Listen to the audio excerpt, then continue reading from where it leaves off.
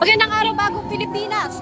Pumasok na sa ikalawang araw ang kilos protesta ng mga miyembro ng Iglesia ni Cristo dito sa harap ng People Power Monument ngayong Miyerkules, Hunyo 1. Patuloy po na nagsisidatingan ang mga dadalo nating mga kababayan sa kilos protesta. Dito pa rin po sa PPM na tatayang aabot sa 100,000 na katao ayon sa huling sitwasyon kaninang umaga. Nananatiling mapayapa ang sitwasyon dito sa ground sa ilalim ng pagbabantay ng nasa 2,000 na personnel mula po sa ating mga kapulisan at sa ibang unit nito. Ngayon pa man nakaranas ng mabigat na daloy ng trapiko ang mga motorista sa southbound lane ng EDSA habang moderate to heavy naman ang usad sa northbound lane.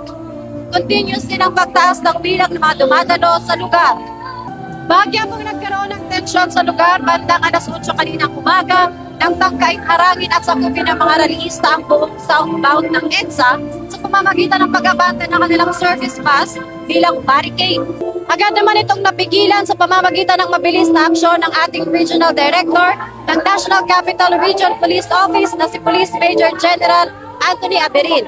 Sa kasalukuyan naman po nananatiling bukas at nadadaanan na ng mga commuter ang 3 linya ng northbound lane kasama na ang itinagang bus lanes.